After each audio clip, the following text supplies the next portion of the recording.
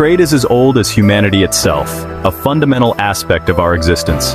Since the dawn of time, humans have exchanged goods and services, creating bonds and fostering communities. This exchange is essential for our survival and progress, allowing us to thrive in diverse environments. Trade allows us to specialize in specific tasks and crafts, honing our skills to perfection. When we specialize, we become more efficient, producing higher quality goods and services. This efficiency leads to innovation, driving technological advancements, and improving our quality of life. Think about what you had for breakfast today. Each item on your plate has a story of trade behind it. Did you grow the food yourself? Most likely, you didn't. Did you make the dishes? Probably not. These items came from various places, thanks to trade. You traded your money for these things, participating in a vast network of exchange. This is a simple example of how trade is part of our daily lives. Trade connects us all, weaving a complex web of interdependence. It allows us to share resources and ideas, fostering collaboration and mutual growth. From the smallest villages to the largest countries, trade is the engine of human progress, driving our collective advancement and prosperity. In the beginning, there was no money. People had to rely on other means to get what they needed. People traded goods and services directly. This is called barter. It was a simple system, but it had its challenges. Imagine a farmer wanting a new tool. He couldn't just buy it, he had to trade for it. He would have to find someone willing to trade that tool for some of his crops.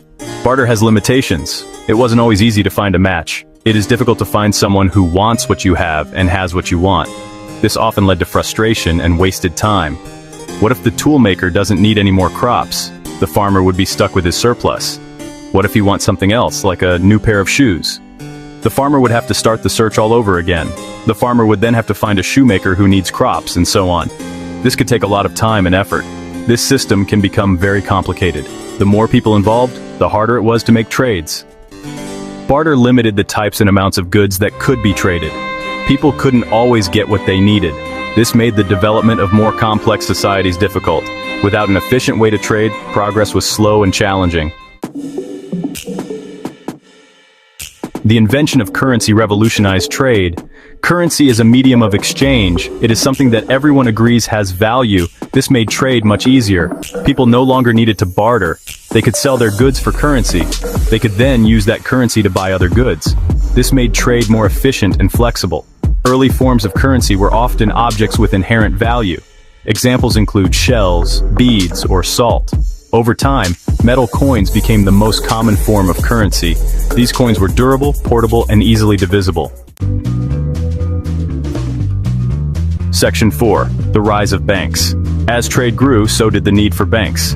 The increasing complexity of trade routes and the volume of goods exchanged necessitated a more organized financial system. Banks provided a safe place to store money. They became trusted institutions where individuals and businesses could deposit their earnings without fear of theft.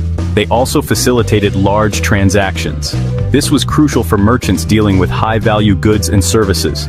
Imagine a merchant wanting to buy a shipload of goods. The logistics of such a transaction were daunting. Carrying around enough coins to pay for the shipment would be impractical and dangerous. Banks solved this problem by offering secure and efficient financial services. They used a system of credits and debits. This system allowed for the recording and balancing of transactions without the need for physical money. This allowed merchants to make large transactions without physically exchanging large amounts of currency.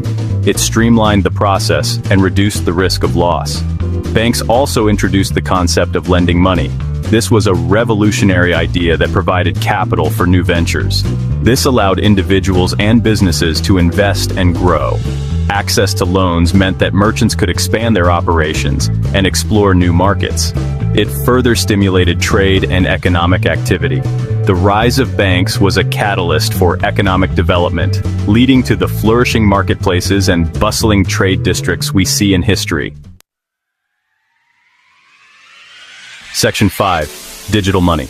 Today, we are witnessing another revolution in trade digital currency. Digital currencies, like Bitcoin, are virtual. They are not tied to any government or financial institution. Digital currencies offer several advantages. Transactions are fast and secure. They can be made anywhere in the world.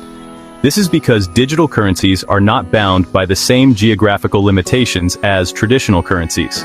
The rise of digital currencies is transforming the way we think about money and trade. It is opening up new possibilities for global commerce and financial inclusion. Section 6. The future of trade. The evolution of trade is a journey through human history. From bartering to Bitcoin, we have constantly sought better ways to exchange goods and services. Understanding this evolution is essential for navigating the future. As technology continues to advance, we can expect even more innovative forms of trade to emerge. These innovations will further connect the world and drive human progress. The future of trade is bright, and it is built on the foundation of centuries of human ingenuity and collaboration.